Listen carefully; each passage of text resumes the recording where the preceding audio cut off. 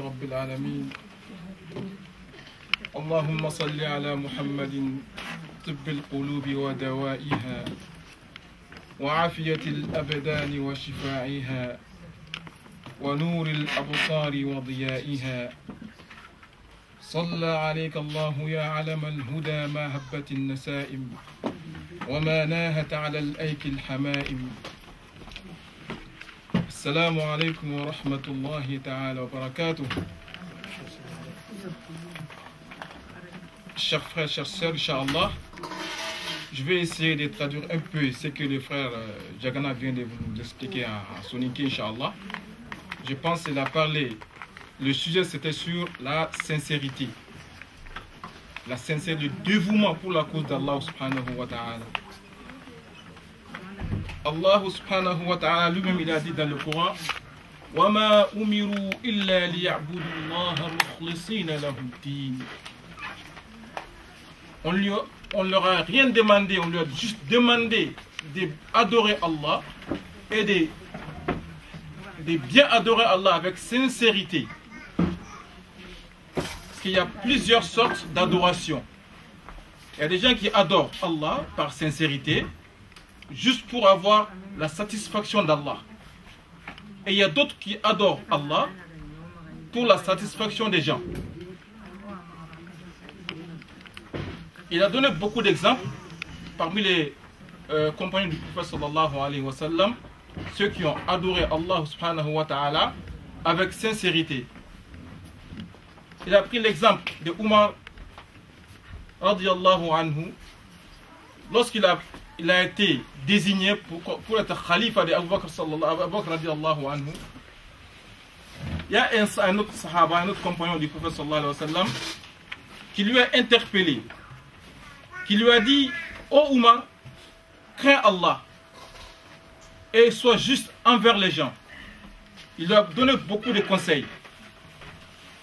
Et Omar radiyallahu anhu, qu'est-ce qu'il a dit? Lui aussi il a répondu, le monsieur: est-ce que je peux trouver quelqu'un d'autre comme toi? Il a dit oui.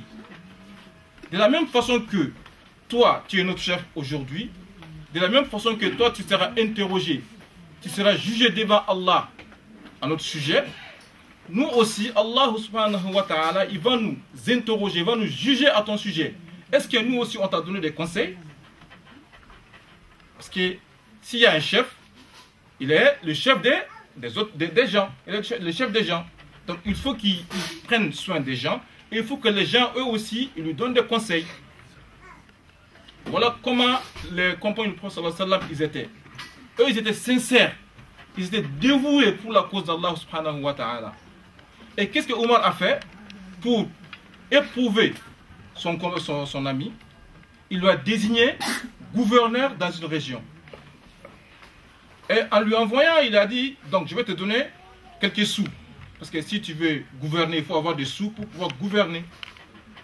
Qu'est-ce que le monsieur a dit? Il a dit: non, ma'azakallah. Moi je peux pas prendre de l'argent. C'est l'argent des gens. C'est l'argent des musulmans. Je ne peux pas prendre ça pour moi ou pour l'utiliser pour moi, non. Il est parti gouverner cette région. Et quelques années plus tard, il y a des gens qui sont venus de cette région, à Médine, chez Omar. Ils sont venus demander de l'aide, de l'aumône. Alors, Omar radiyallahu anhu, il a dit: mais qu'est-ce que vous faites? Ils disent: nous sommes venus demander de l'aide.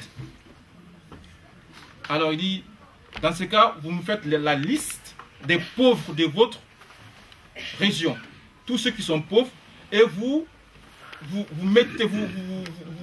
formez la liste. Alors par crainte de ça, ils veulent sombrer dans la pauvreté, ils veulent rester dans la pauvreté, dans la misère, plutôt que d'utiliser le fonds public. Vous voyez à quel point ils étaient dévoués, ils étaient sincères dans leur adoration. Alors, qu'est-ce que Omar a fait?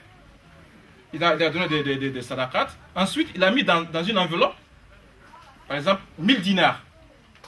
Ça, 1000 dinars.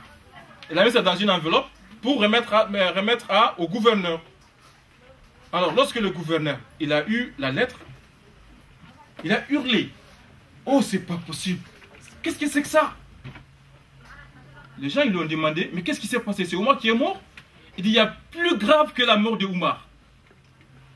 Il y a plus grave que la mort de Omar. Mais il dit, qu'est-ce qu'il y a? Mais dis-nous, qu'est-ce qui s'est passé? Il dit, voilà, Omar m'a éprouvé, il m'a mis dans l'épreuve. Il m'a envoyé 1000 dinars. Vous voyez ce que c'est? Il peut me mettre dans l'enfer. Il veut que moi j'utilise, je mange le fonds public. Vous voyez à quel point c'est grave? Est-ce que si moi j'étais gouverneur, même sur la terre Bousse, même si Saint-Denis, si moi j'étais gouverneur, mais je serais milliardaire. Eux ils ne sont pas comme nous. Donc lui il a hurlé parce qu'on lui a envoyé 1000 dinars. Parce que lui il sait le fitna qui est dans les 1000 dinars là. Il sait que chaque centime, il sera jugé pour chaque centime qu'il a utilisé. Donc il a refusé ces 1000 dinars, il l'a distribué aux pauvres. Le cheikh, il a donné un autre exemple. Un moment, il y a eu la famine dans Madina. Tout le monde avait faim, il n'y avait plus de nourriture. Alors, il y a une caravane qui est venue des Cham avec beaucoup de céréales, des raisins, des zaytounes, des olives, des haricots, bref, des nourritures. Alors, les commerçants ils sont précipités vers la caravane. Et la caravane appartenait à Othman ibn Affan. Alors, chacun, les commerçants qui avaient beaucoup d'argent, eux, ils voulaient acheter la marchandise pour pouvoir en profiter, en bénéficier plus. Ils veulent aussi vendre ça à la population plus cher. Alors, ils sont venus, ils ont fait des propositions. Oumar, nous, on veut acheter toute ta marchandise. Alors, il dit, pour que je vous le vende, il faut doubler le prix. Si, par exemple, moi, j'ai acheté à 1 euro, donc, c'est eux qui ont fait la proposition. Si tu as acheté à 1 euro, nous, on achète à 2 euros. Il dit, non, ajoutez, je veux plus. Il dit, bon, dans ce cas, si tu as acheté à 1 euro, nous, on va acheter ça à 2 euros, à 3 euros. Il dit, je veux plus. Il dit 4 euros. Il dit, je veux plus. Mais ils disent, mais Ousmane, il n'y a plus de commerçants à part nous ici à Madine. Il n'y a plus de commerçants. Il n'y a plus personne qui peut acheter cette marchandise à part nous. Et au-delà des prix que nous, on a proposé. Il dit, non, il y a quelqu'un qui m'a promis plus. Ils disent, non, il n'y a pas cette personne. Il dit, Allah subhanahu wa ta'ala a promis que celui qui donne quelque chose, fi sabilillah, à cause d'Allah, il sera récompensé 10 fois plus. Alors, Othman ibn Affan, il a distribué toute la marchandise aux pauvres. Lui-même, il n'a gagné même pas 1 centime. Est-ce que moi je peux faire ça? Qui parmi nous peut faire ça? Et pourtant, nous, Oumar et Ousmane, on sera tous devant Dieu pour subir le même jugement. Et c'est le même juge qui va nous juger. Vous voyez, eux, ils étaient dévoués, ils étaient sincères dans leur religion. Et moi aussi, je vais vous donner un petit exemple de sincérité. Sulayman, alayhi salam, Nabiyullah Sulayman, était le roi Salomon. C'était un très puissant roi. Alors, lui, il avait l'habitude, il y avait des heures pour faire la prière, pour faire les invocations. Un jour, il préparait une guerre contre un autre peuple. Ce sont ces soldats qui ont amené des chevaux pour faire le défilé. Ils se sont mis en rempart. Ils ont fait le défilé. C'était entre l'après-midi et les crépuscules. Alors, il a assisté au défilé des chevaux. C'était 1000 chevaux. Il a assisté à tout ça. Jusqu'à ce que l'heure de la prière est passée. Il n'a pas pu faire la prière à temps. Il a oublié. Et lorsqu'il s'est rendu compte que l'heure de la prière, il a manqué l'heure de la prière, il s'est énervé. Parce qu'il n'avait pas l'habitude de manquer l'heure de la prière. Qu'est-ce qu'il a fait? il a demandé à ce que tous les chevaux soient égorgés et que les jambes des chevaux soient coupées. Il les a tous tués à cause d'Allah, parce que par frustration, c'est lui qui n'a pas pu faire la prière quotidienne, la prière habituelle qu'il avait l'habitude de faire. Lui, il n'a pas pu le faire à cause de ces chevaux-là. Donc, étant un roi très puissant, dont les chevaux sont les principaux outils des guerres, hein, donc il a massacré, il a tué tous les chevaux pour la cause d'Allah subhanahu wa ta'ala. Et moi, combien de lasras sont passés? J'ai manqué combien d'heures de prière? Toi, tu as manqué combien d'heures de prière? Tout le monde ici, nous on a manqué combien d'heures de prière? Et on n'y pense même pas, ça nous a fait ni chaud ni froid. Et lui, une seule prière, il a manqué, il a tué 1000 chevals à cause de ça. 1000 chevals parce qu'il a manqué une seule heure de prière. Et qu'est-ce qu'Allah lui a fait? Allah a fait pour lui récompenser. إذ أريد عليه بالعصي الصافنة الجياد فقال إني أحببت حب الخير عن ذكر ربي حتى توارت بالحجاب ردوها علي فطفق مسحا بالسوق والأعناق. Lorsqu'il a tué les chevaux, qu'est-ce qu'Allah a fait? وسخرنا له الريح تجري بأمره رخاء حيث أصاب والشياطين مقرنين في الأصفاد وسيد كل بناء وغواص وآخرين مقرنين في الأصفاد. Puisque c'est un roi puissant, et qui dit roi, il a besoin d'armement. Et lui, il a tué tout son cheval, ça veut dire que son armement est un handicap. Alors, pour faire des guerres, il faut des chevaux.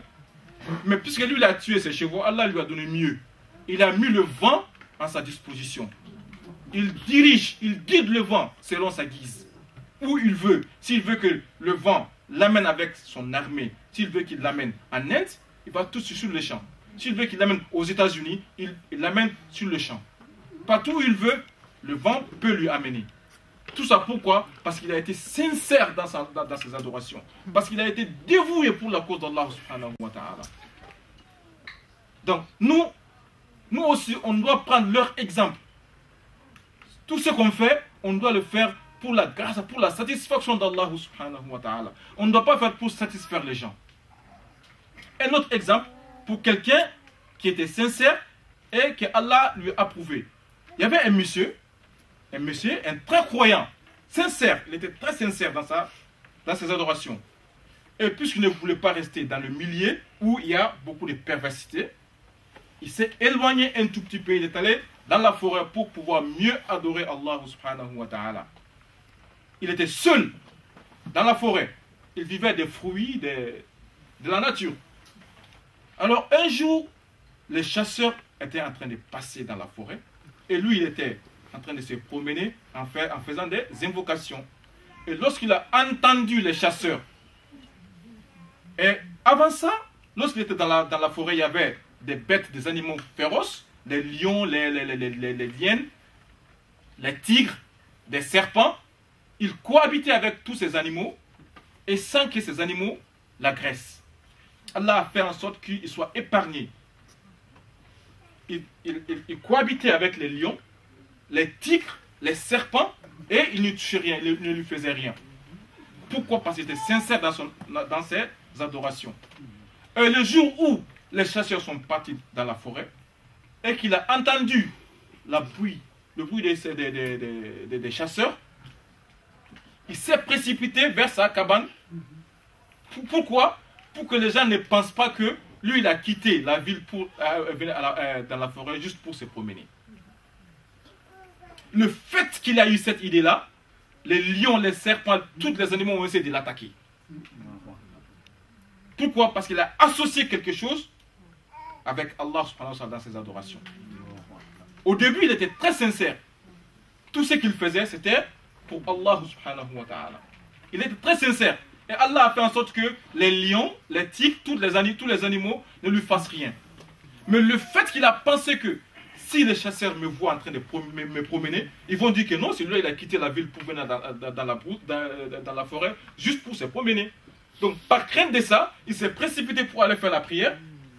Ça veut dire que cette prière il l'a fait pour les chasseurs. Hein? le fait qu'il a fait ça, les animaux ont essayé, les bêtes féroces ont essayé de l'attaquer. Tout de suite, il s'est rendu compte de l'erreur qu'il a fait. Il a dit Ma'adakallah subhanakallah. Donc, ça c'était une petite leçon que Allah lui a donnée. Ensuite, il s'est revenu sur lui-même et sa foi s'est renforcée. Allah lui a encore épargné. Et les bêtes féroces se sont tournées. Ne lui ont rien fait.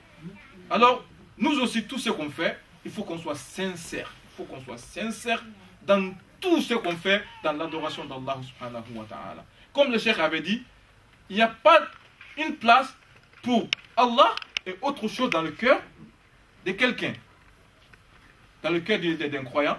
Soit tu le fais pour Allah, soit tu fais pour les gens. Alors si tu le fais pour Allah, tu seras récompensé. Mais si tu le fais pour les gens, tu auras la gloire des gens, et cette gloire-là va finir un jour, et tu seras puni chez Allah subhanahu wa ta'ala. Donc tout ce qu'on fait, surtout dans la prière, surtout dans la prière. La prière, comme Allah subhanahu wa ta'ala dit, Inna as-salata tanha 'anil fahsha'i wal munkar, c'est la pure vérité. Si tu vois que tu as un mauvais caractère, et que tu n'arrives pas à t'en débarrasser, il faut faire ta prière avec sincérité, tu verras. Et quand on dit avec sincérité, il y a des gens qui font la prière, depuis qu'ils commencent Allah, assalamu alaikum, ils ne pensent même pas à Allah subhanahu wa ta'ala. C'est vrai ou faux? C'est vrai ou faux? Et toi et moi, quand on fait la prière, combien de fois on s'est concentré sur Allah subhanahu wa ta'ala? Quand on dit prière, c'est la concentration, la prière. Hein? Prier quelque chose, c'est-à-dire demander, implorer, invoquer. Vous voyez, si on demande quelque chose, si moi j'ai besoin de quelque chose qui est avec Mara, et que il faut que je l'implore, je me concentre, je fais en sorte que tout ce que je fais lui plaise. Je me concentre sur lui. Et nous, on prie Allah 5 fois sans concentration, et ça ne sert à rien. Ça ne sert à rien. D'abord, quand on fait la prière, on dit Allahu Akbar. La prière a des secrets dans la prière. Asraru Salah. Asraru Salah. La prière a des secrets. Hein? D'abord, quand on dit Allahu Akbar Takbirat al-Ihram, qu'est-ce que ça veut dire? Allah est plus grand. Allah est plus grand que mon travail. Allah est plus grand que mon chef. Allah est plus grand que ma famille. Allah est plus grand que le président. Allah est plus grand que tout. Alors je mets tout à côté et je me dirige vers Allah. Je me concentre sur Allah. C'est la signification de Takbirat Ihram. Allahu Akbar. Donc, je me suis interdit tout. Je me suis interdit tout. Donc, je me dirige vers Allah. Je m'adresse à Allah. Qui parmi nous ne veut pas s'adresser, faire une audience avec le président de la République? Quand on a une audience avec le président de la République, on se concentre. Même on ne veut pas se gratter le fil. Hein? Hein? On est prêt, on se concentre pour lui satisfaire. N'est-ce pas? Allah est plus grand que le président. N'est-ce pas? Alors, si on veut s'adresser à Allah subhanahu wa ta'ala, il faut se concentrer, il faut se mettre en état de lui plaire, hein, de lui satisfaire. Vous voyez, ça fait partie des secrets de la prière. Donc, quand on dit Allahu Akbar, c'est-à-dire on a donné la grandeur à Allah. Al-Kibridai man naza'ani fi naza'atu. La grandeur, hein, c'est ma couette. C'est lui qui tire et je lui enlève. Oh, il dit aussi Ma tawada ahadun lillahi illa rafa'ah. C'est lui qui se modestie, s'humilie pour moi. Je lui donne la gloire. Est-ce que vous voyez? Donc, c'est lui qui fait la modestie pour Allah subhanahu wa ta'ala. Allah va faire en sorte qu'il soit quelqu'un de très grand. Donc ça vient de là, la foi, la sincérité. Il faut être sincère envers Allah subhanahu wa ta'ala. Donc, quand on commence, Alhamdulillahi Rabbil Alamin, elle dit, La in shakartum, la azidannakum. Donc, quand il dit Alhamdulillahi Rabbil Alamin, il faut le faire avec des intentions. Je loue Allah, louange à Allah subhanahu wa ta'ala. Je le loue pourquoi? Allah il a fait beaucoup de bienfaits pour toi. Qui parmi nous n'a pas eu de bienfaits? Hein? D'abord, être musulman, c'est un bienfait. Avoir la foi, c'est un bienfait. Être ici, c'est un bienfait. Allah t'a donné des yeux, t'a donné la bouche, t'a donné des oreilles, t'a donné beaucoup de jambes, des pieds, tout. Tout ça, c'est des bienfaits. Alhamdulillah, quand tu dis dans la prière, quand tu dis Alhamdulillah, il faut avoir une intention. Louer Allah pour quelque chose.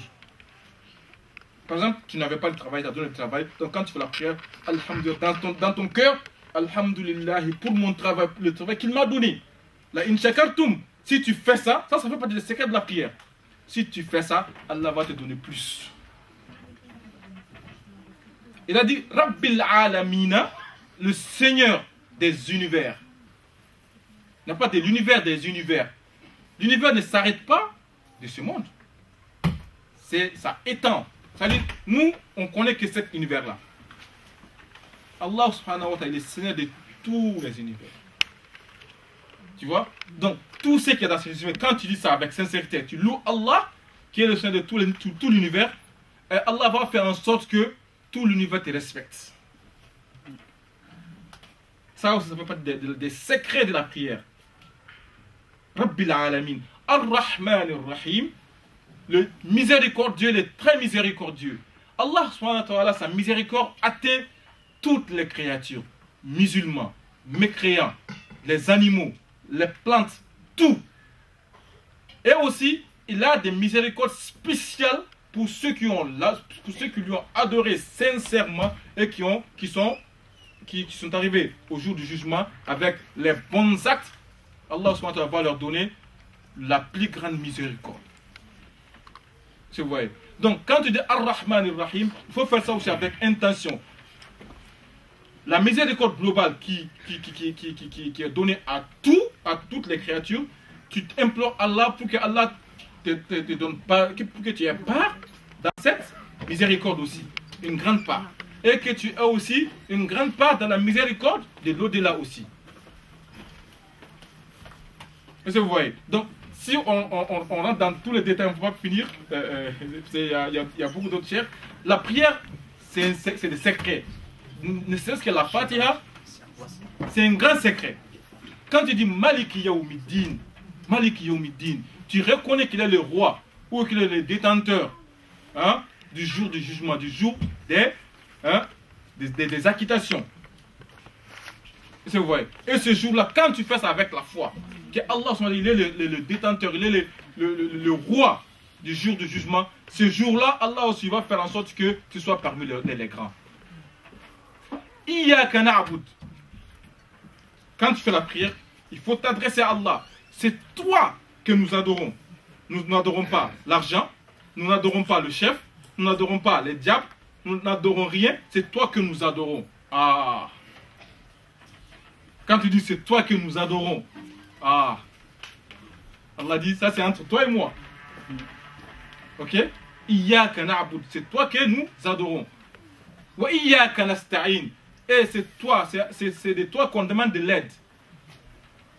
Alors, quand on demande l'aide d'Allah, Allah qui est capable de tout, qui est le plus fort, au début tu as dit Allahu Akbar. Au début de la prière, tu dis Allahu Akbar. Allah, il est le plus grand. Alors, si tu demandes l'aide au plus grand, est-ce que tu seras déçu? Hein? Toi, tu demandes l'aide au plus grand, le plus puissant. Hein? Par exemple, moi, je suis en conflit avec Diagana. Diagana, lui, va voir le maire. Moi, je veux voir le président. Qui sera gagnant? C'est lui qui va voir le président. Parce que le président est plus fort que le maire. Alors, toi, tu t'adresses à Allah. Iyyaka na'budu wa iyyaka nasta'in. C'est à toi qu'on demande l'aide. On demande ton aide. Ihdina as-sirata al-mustaqim. Guide-nous vers le bon chemin. Il y a deux sortes de bons chemins. Chemin religieux et chemin de la vie aussi. Tout ce qu'on entreprend dans la vie, le travail, tout, vie familiale, tout. Guide-nous dans le bon chemin. Et dans la religion aussi, guide-nous dans le bon chemin, le bon chemin de la foi, afin qu'on puisse acquérir, afin qu'on puisse obtenir la guidance, la bonne guidance qui nous mène dans le paradis. Donc, quand on demande ça à Allah subhanahu wa ta'ala, il fait en sorte que ta prière soit exaucée, que tu sois dans le bon chemin et que tu sois satisfait de tout ce que tu fais dans ce bas monde et que tu sois satisfait aussi dans l'au-delà. Tout ça, ça fait partie des secrets de la prière. Ça, c'est le chemin de ceux à qui tu as fait le bienfait, comme le prophète sallallahu alayhi wa sallam et ses sahaba. On a vu leur exemple. Eux, ils étaient sincères, c'est-à-dire, le ni'ma de ces bas mondes-là, ça ne leur disait rien. Même si ils avaient des milliards, ils étaient capables de les financer en un clin d'œil. Et ça ne leur faisait ni chaud ni froid, parce qu'ils savent que le milliard de ce bas monde, ça ne sert à rien, sauf que ça nous mène que des problèmes. Quand on a de l'argent, c'est là, le jour du jugement, on est jugé pour chaque centime qu'on a trouvé et chaque centime qu'on a dépensé. Donc ça c'est un problème. Donc pour s'épargner de tout ça, pour éviter tout ça, mieux vaut ne pas en avoir. Mieux vaut ne pas en avoir. Ça c'était leur mentalité. Et nous on veut avoir beaucoup plus pour avoir beaucoup de plaisir. Ça c'est ce que nous on veut. Nous, avec eux, on n'a pas les mêmes mentalités. Eux, ils ont beaucoup cru à Allah subhanahu wa ta'ala. Ils ont eu confiance en Allah subhanahu wa ta'ala. S'ils avaient demandé quelque chose, Allah subhanahu wa ta'ala le faisait pour eux. Pourquoi? Parce que leur foi est pure. Leur foi est pure et tout ce qu'ils faisaient, c'est sincère pour Allah subhanahu wa ta'ala. Donc, brièvement, donc, ça c'est ce que le chef veut dire, être sincère dans l'adoration d'Allah subhanahu wa ta'ala. Et nous, on doit prendre l'exemple de tout ce qu'on vient de voir. Tout ce qu'on fait, il faut être sincère. Il faut être très sincère. Allah subhanahu wa ta'ala, il te donne là la grande récompense, Inch'Allah. Donc, puisqu'il y a des chers, Inch'Allah, il fallait être faddalu mashkour, Inch'Allah.